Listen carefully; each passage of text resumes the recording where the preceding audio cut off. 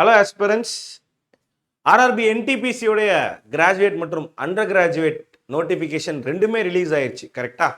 So கிட்டத்தட்ட ரெண்டுத்தையும் சேர்த்து 8000க்கும் மேற்பட்ட வேகன்சி ரிலீஸ் பண்ணியிருக்காங்க. இதில் நிறைய பேருக்கு இருக்கக்கூடிய சந்தேகம் என்ன அப்படின்னா, சார் ரயில்வே வேலைகள் அப்படின்றப்ப எந்தெந்த மாதிரியான வேலைகள் யாருக்கு சூட் ஆகும், சேல்ரி எதுக்கு அதிகம், எதுக்கெல்லாம் வந்து ஷிஃப்ட் போடுவாங்க, அப்படியே ஷிஃப்ட் போட்டால் எதில் அதிகமாக ட்ராவல் பண்ணுற மாதிரி இருக்கும், இந்த மாதிரி போஸ்டிங்கோட டீட்டெயில்ஸ் கேட்டு ரொம்ப அதிகமான பேர் query வச்சுருந்தீங்க. ஸோ அதுக்கான சிம்பிளாக அந்த போஸ்டிங்ஸை பற்றி கொஞ்சம் டீட்டெயில்டாக எக்ஸ்பிளைன் பண்ணுறதுக்கு தான் இந்த வீடியோவை நம்ம கொண்டு போக போகிறோம். ஸோ ஃபஸ்ட்டு கிராஜுவேட்டில் இருக்கக்கூடிய போஸ்டிங்ஸை பற்றி நம்ம பார்க்கலாம். கிராஜுவேட்டை ரிலீஸ் பண்ணியிருக்கிற போஸ்டிங்ஸ் அப்படிங்கிறப்ப chief commercial come ticketing supervisor, இது லெவல் 6ல் வரப்போகுது. இது பேர்லேயே இருக்கிற மாதிரி உங்களுக்கு வந்து டிக்கெட்டிங் மற்றும் கமர்ஷியல் ஆப்ரேஷன்ஸை ஸ்டேஷனில் நீங்கள் தான் சூப்பர்வைஸ் பண்ண போகிறீங்க. கிளர்க்குகளை, அது மட்டும் இல்லாமல் ரெவன்யூ, பேசஞ்சரோடைய கன்வீனியன்ஸ், இது எல்லாத்தையுமே நீங்கள் பார்த்துக்க போகிறீங்க. இது டே ஷிஃப்ட்டு, நைட் ஷிஃப்ட், ஸ்டேஷனை பொறுத்து டே ஷிஃப்ட், நைட் ஷிஃப்ட் இருக்கலாம். இப்போ ஃபார் எக்ஸாம்பிளுக்கு நல்ல ஒரு மெட்ரோ மாதிரியான இடத்துல போகிறப்ப உங்களுக்கு வந்து என்ன சொல்லலாம், நைட் ஷிஃப்ட் கொண்டு இருக்கும். இல்லை சில ஊர்களில் போடுறாங்க, ஸ்டேஷனில் போடுறாங்க அப்படின்னா அங்கெல்லாம் நைட் ட்ரெயின் வரதெல்லாம் ரொம்ப ரேர், கரெக்டுங்களா? ஸோ அதனால தான் it depends upon the station சொல்கிறேன். ப்ரொமோஷன் அப்படின்னு சொல்கிறப்ப ஸ்டேஷன் மேனேஜராக அடுத்து ஆகுவீங்க. அதுக்கப்புறம் கமர்ஷியல் இன்ஸ்பெக்டர், அசிஸ்டன்ட் கமர்ஷியல் மேனேஜர்னு சொல்லிட்டு அடுத்தடுத்து போயிட்டே இருக்கலாம். இருக்கிறதுலே லெவல் பே அதிகமாக இருக்கக்கூடிய போஸ்டிங்கில் இதுவும் ஒன்று. அண்ட் எக்ஸாம் லெவல்லையுமே இது கொஞ்சம் ஈஸி தான். ஏன் அப்படின்னா இப்போ டயர் 1 டயர் 2 எழுதிட்டு அதுக்கப்புறம் எந்த ஒரு ஸ்கில் டெஸ்ட்டுமே இந்த போஸ்டிங்க்கு கிடையாது. இப்போ ஸ்டேஷன் மாஸ்டருக்கு சிபிஏடின்னு ஒரு டெஸ்ட் இருக்கும், சரிங்களா? டைப்பிஸ்ட்னா டைப்பிஸ்ட் டெஸ்ட் இருக்கும். ஆனால் இந்த சீஃப் கமர்ஷியல் கம் டிக்கெட் சூப்பர்வைசருக்கு எந்த ஒரு ஸ்கில் டெஸ்ட்டும் கிடையாது. ஸோ நல்ல ஒரு அட்ராக்டிவான போஸ்டிங் இது. இருந்தாலும் ஷிஃப்ட் இருக்கும் அப்படின்றது ஒரு முக்கியமான பாயிண்ட். ஸ்டேஷன் மாஸ்டர் அப்படின்றப்ப அந்த ஸ்டேஷனுடைய ஆப்ரேஷன் இன்சார்ஜ் நீங்கள் தான், சரிங்களா? அந்த ஸ்டேஷனுடைய இன்சார்ஜ், அந்த ஸ்டேஷனில் போகக்கூடிய ட்ரெயின்ஸோட மூவ்மெண்ட்ஸு, சிக்னலு, பேசஞ்சரோட சேஃப்டி, இது எல்லாத்துக்குமே நீங்கள் தான் இன்சார்ஜ். அதாவது அங்கே இருக்கக்கூடிய மக்களோட இன்சார்ஜ் இவங்க, அந்த டிக்கெட்டு காசு ஒழுங்காக வருதா போகுதான்னு பார்க்குறவங்க இவங்க. பட் ஸ்டேஷனோட இன்சார்ஜ் யார் அப்படின்னா அந்த ஸ்டேஷன் மாஸ்டர். இதுக்குமே ரொட்டேஷனல் ஷிஃப்ட் இருக்கும். 24 மணி நேரமும் 7 நாளும் உங்களுக்கு ரொட்டேஷனல் ஷிஃப்ட்டில் போயிட்டே தான் இருக்கும், சரிங்களா? ஸோ கிட்டத்தட்ட ரெண்டுமே ஒரே மாதிரியான ஷிஃப்ட் இருக்கக்கூடியது தான். அண்ட் அந்த வகையில் உங்களுக்கு வந்து பார்த்தீங்கன்னா இதுக்கப்புறம் station superintendent, assistant operation manager, divisional operation manager அப்படின்னு சொல்லிட்டு ப்ரொமோஷன் போய்கிட்டே இருக்க போது. என்ன ஒரு அட்வான்டேஜ் ஸ்டேஷன் மாஸ்டரில் அப்படின்னு பார்த்தீங்கன்னா ப்ரொமோஷன் போக போக உங்களுக்கு வேலை இன்னும் கொஞ்சம் ஈஸி ஆகிக்கிட்டே போகும். அண்ட் இங்கேயுமே உங்களுக்கு லெவல் பே 6 அப்படின்றனால இதுதான் 2 டாப் மோஸ்ட் சேலரி கொடுக்கக்கூடிய ஜாப்ஸ். அடுத்து கூட்ஸ் ட்ரெயின் மேனேஜர். இது முன்னாடி கூட்ஸ் கார்டு அப்படின்ற பேரில் இருந்தது. சிம்பிள் தான். கூட்ஸ் ட்ரெயினோட மூவ்மெண்ட்டு, அதோட பிரேக் பவரு, அதோட கம்போசிஷனு, ரெக்கார்டு எல்லாத்தையும் ப்ராப்பராக மெயின்டைன் பண்ணணும். உங்களுக்கு ட்ராவல் டியூட்டிஸும் இருக்கலாம். கூட்ஸ் ட்ரெயினில் நீங்கள் போயிட்டு வர மாதிரி ட்ராவல் டியூட்டிஸும் உங்களுக்கு அலோகேட் பண்ணப்படலாம். ஸோ இதை கூட்ஸ் ட்ரெயினுக்கு அப்புறம், கூட்ஸ் ட்ரெயின் மேனேஜருக்கு அப்புறம் ப்ரொமோஷன் ஆனீங்கன்னா பேசஞ்சருக்கான கார்டாக மாறுவீங்க. அதுக்கப்புறம் express train card, chief card, assistant operation manager அப்படின்னு போயிட்டே இருக்கலாம். லெவல் 5 அப்படின்றப்ப ஒரு சேலரி 4000 ரூபா கம்மியாகும். மற்றபடி ரொம்ப கம்மின்லாம் சொல்ல முடியாது. அடுத்து அப்படியே junior accounts assistant cum typist, one of the most liked job in railways. ஏன் அப்படின்னா ஃபினான்ஸு, அக்கௌண்ட்டுன்னு சொல்லிட்டு ஜஸ்ட் பில்லு, பேரோலு, பட்ஜெட்டிங்கு, இந்த மாதிரி ஃபைல் ஒர்க் மட்டும்தான் நீங்கள் பார்க்கவே போகிறீங்க. ஆஃபீஸ் ஒர்க் தான், எந்த ஃபீல்டு ஒர்க்கும் கிடையாது. 9 மணிக்கு போனால் 5 மணிக்கு வந்துடுவீங்க. அதுவும் 5 நாள் தான் வேலை, சரிங்களா? சாட்டர்டே சண்டே வேலை இருக்காது. ஷிஃப்ட்டு கிஃப்ட்டுன்னு எதுவுமே கிடையாது. ஆனால் இதுக்கு உங்களுக்கே தெரியும், டைப்பிஸ்ட் கிளியர் பண்ணணும். நம்ம 35 வேர்ட்ஸ் பெர் மினிட் கிளியர் பண்ணாதான் இந்த போஸ்டிங்கை நமக்கு கொடுப்பாங்க. ஸோ எஸ், சீனியர் அக்கௌண்ட், அதுக்கப்புறம் அக்கௌண்ட்ஸ் ஆஃபீஸர் அப்படின்னு போக போகிறீங்க. சீனியர் கிளர்க் கம் டைப்பிஸ்ட்டும் அதே கிளரிக்கல் போஸ்டிங் தான். ரெண்டுமே ஒரே மாதிரியான பேர் இருந்தாலும் இங்கே அக்கௌண்ட்ஸ் மெயின்டைன் பண்ணுறது தான் மெயினான பாயிண்ட்டு. சம்பளம் போடுறது, வரவு செலவு கணக்கு பார்க்குறது. இங்கே வந்து பார்த்தீங்கன்னா மீதி இருக்கக்கூடிய டைப்பிங், என்ட்ரிஸு, அதுக்கட்டும் இல்லாமல் ஃபைல் மெயின்டைன் பண்ணுறது, இது வந்து பார்த்தீங்கன்னா சீனியர் கிளர்க் கம் டைப்பிஸ்ட்டுக்கு போயிடும். ஸோ கிட்டத்தட்ட ரெண்டுமே ஒரே போஸ்டிங் தான். இது அக்கௌண்ட்ஸ் காசை வச்சு வேலை பார்க்கக்கூடிய வேலை, இது வந்து பார்த்தீங்கன்னா மீதி இருக்கக்கூடிய வேலை அப்படின்னு வச்சுக்கலாம். டிராஃபிக் அசிஸ்டன்ட் அப்படின்றப்ப சிம்பிள் தான். மெட்ரோ சிட்டிஸில் உங்களுக்கு வந்து பார்த்தீங்கன்னா ட்ரெயினோட மூவ்மெண்ட்ஸ், டைமிங் அப்படின்னு சொல்லிட்டு அந்த டிராஃபிக்கை அசிஸ்ட் பண்ணுறதுக்கான டிராஃபிக் அசிஸ்டண்ட்டாக நீங்கள் இருக்க போகிறீங்க. இதுக்குமே நைட் ஷிஃப்ட் கொண்டு உங்களுக்கு இருக்குது, சரிங்களா? இதுக்குமே அடுத்து உங்களுக்கு senior traffic assistant, section controller, chief controller அப்படின்ற ப்ரொமோஷனல் பார்த்து இருக்க போது. சேலரி அப்படின்னு சொல்கிறப்ப கிராஜுவேட்லேயே இருக்கிறதுலே கம்மியான சேலரி இதுக்கு தான். ஆனால் அதுலேயுமே உங்களால் மெட்ரோ சிட்டியில் இருந்தீங்க அப்படின்னா 40,000 வரைக்குமே வாங்க முடியும். ஸோ எஸ், இதுதான் சிம்பிளாக உங்களுக்கு என்டிபிசியோடைய கிராஜுவேட் போஸ்டிங்கோடைய போஸ்டிங் டீட்டெயில்ஸ். இப்போ அடுத்து அண்டர் கிராஜுவேட் ரிலீஸ் ஆயிருக்கக்கூடிய 4 போஸ்டிங் பற்றி பார்ப்போம். கமர்ஷியல் டிக்கெட் கிளர்க் அப்படின்றப்ப டிக்கெட் இஷ்யூ பண்ணுவாங்கல்ல, அவங்க பேசஞ்சரோட குவரிஸ் ஹேண்டில் பண்ணுறவங்க, கேஷ் கலெக்ஷன் கவுண்டரில் கேஷ் கலெக்ஷன் பண்ணுறவங்க, இதுதான் கமர்ஷியல் டிக்கெட் கிளர்க்கோட வேலை. ஷிஃப்ட் டியூட்டி இருக்கும், மார்னிங் ஷிஃப்ட் ஈவினிங் ஷிஃப்ட் அப்படிங்கிற அந்த டியூட்டி தான் இருக்க போகுது. அதுக்கப்புறம் சீனியர் சிடிசி, அதுக்கப்புறம் கமர்ஷியல் இன்ஸ்பெக்டர்னு ஆக போறீங்க. சேலரி வந்து பார்த்தீங்கன்னா கிராஜுவேட் லெவலுக்கு இல்லை அப்படின்னாலும் கம்பேரிட்டிவ்லி குட் சேலரி தான். இது இல்லாமல் அக்கௌண்ட்ஸ் கிளர்க்கு கம் டைப்பிஸ்ட் அப்படின்றது, ஜூனியர் கிளர்க்கு கம் டைப்பிஸ்ட் அப்படின்றது நம்ம இங்க என்ன பார்த்தோமோ அதே கதை தான். இவங்களுக்கு ஜூனியரா இவங்க இருக்க போறாங்க, வேற எதுவும் கிடையாது. சரிங்களா? ஸோ அந்த வகையில் இங்கே அக்கௌண்ட்ஸ் பார்ப்பாங்க, இங்கே வந்து மீதி இருக்கக்கூடிய ஃபைல் ஒர்க்ஸை பார்க்க போகிறாங்க. அதுக்கப்புறம் 4வது போஸ்டிங் ட்ரெயின்ஸ் கிளர்க்கு. ட்ரெயினோட அரைவல் டிபார்ச்சரோடைய டைமிங்கு, அதோடைய டேட்டாவை லோட் பண்ணுறது தான் வந்து பார்த்தீங்க அப்படின்னா அந்த ட்ரெயின்ஸ் கிளர்க்கோட வேலை.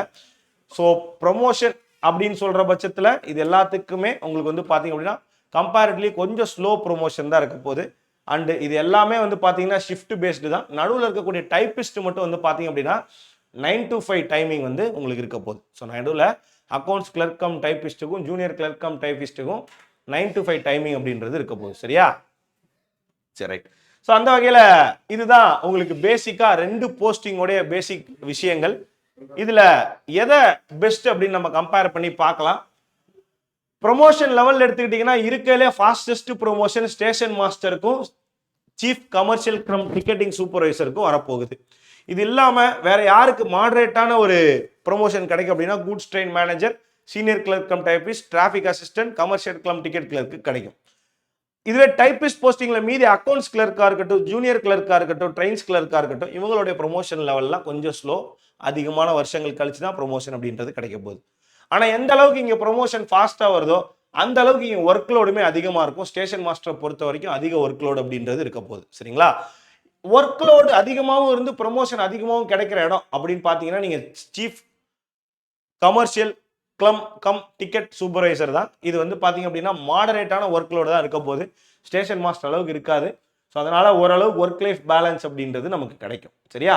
இதிலே உங்களுக்கு வந்து ஒர்க் லோடு இருக்கிறதுலே கம்மியாக இருக்கிறதுன்னு பார்த்தீங்கன்னா நான் ஏற்கனவே சொன்னது தான், விச் இஸ் உங்களுடைய டைப்பிஸ்ட் போஸ்டிங் எல்லாமே வந்து பார்த்தீங்கன்னா லோ லோ லோ லோ அப்படின்னு சொல்லி கொடுத்துட்டேன். ஸோ இதை வச்சு நீங்கள் எனக்கு ஒர்க் லோடு கம்மியாக இருந்தாலும் போதும், சம்பளத்தை பற்றி எனக்கு ப்ராப்ளம் இல்லை, ப்ரொமோஷனை பற்றி ப்ராப்ளம் இல்லைன்னு நினைக்கிறவங்க நீங்கள் என்ன பண்ணலாம், இந்த ஆப்ஷனை பயன்படுத்திக்கலாம். சரியா? இது இல்லாமல் இங்கே ஒர்க் லைஃப் பேலன்ஸை பற்றியும் கொடுத்துருக்கேன். இருக்கலே எக்ஸலண்டான ஒர்க் லைஃப் பேலன்ஸ் இங்கே தான் 9 to 5 ஜாபு. மற்றபடி மீதி எல்லா டைப்பிஸ்ட்டுக்குமே எக்ஸலண்டாக தான் இருக்கும். ஓரளவுக்கு சீஃப் கமர்ஷியல் டிக்கெட் சூப்பர்வைசருக்கு உங்களுக்கு வந்து பார்த்தீங்க அப்படின்னா ஒர்க் லைஃப் பேலன்ஸ் இருக்கும். மற்றபடி இருக்கலே ஷிஃப்ட் டியூட்டி இருக்கிற எந்த போஸ்டிங்க்குமே ஒர்க் லைஃப் பேலன்ஸ்னா நான் நைட் டியூட்டி இருக்கிறதுனால சொல்கிறேன், மற்றபடி வேறு எதுவும் இல்லை. ஸோ ஓவராலாக பார்த்தீங்க அப்படின்னா உங்களுக்கு ஸ்டேபிளான ஆஃபீஸ் ஒர்க் வேணும்னா நீங்கள் டைப்பிஸ்ட் சூஸ் பண்ணலாம். ஆஃபீஸ் ஒர்க் இல்லை, ஃபீல்டு ஒர்க் இருந்துமே எனக்கு ஷிஃப்ட் வேணாம்னு நினச்சிங்க அப்படின்னா நீங்கள் என்ன பண்ணலாம், ஓகே அப்படி எதுவும் கிடையாது. ஆஃபீஸ் ஒர்க் இல்லை, ஷிஃப்ட்லே கொஞ்சம் போட்டு என்னை ரொம்ப அடி அடிக்கக்கூடாதுன்னு நினச்சிங்க அப்படின்னா சீஃப் கமர்ஷியல் டிக்கெட்டிங் சூப்பர்வைசரை நீங்கள் சூஸ் பண்ணலாம். சரியா? ஸோ எஸ், இதுதான் ஒரு பேசிக் ஓவர்வியூ. பெஸ்ட்டு 9 to 5 ஜாப்னு எடுத்தீங்க அப்படின்னா ஜூனியர் அக்கௌண்ட் அசிஸ்டண்ட்டை நீங்கள் எடுத்துக்கலாம். ஆப்ரேஷனல் ரோல், எனக்கு நல்லா பொறுப்பான ஒரு வேலை வேணும், சம்பளமும் அதிகமாக வேலை வேணும் அப்படின்னு நினச்சிங்க அப்படின்னா ஸ்டேஷன் மாஸ்டர் நீங்கள் எடுத்துக்கலாம். அதே மாதிரி ஸ்டேஷன் மாஸ்டர் இது டிக்கெட்டிங் சூப்பர்வைசர் 2 பேர்த்துக்குமே ஹையஸ்ட் சேலரி தான்.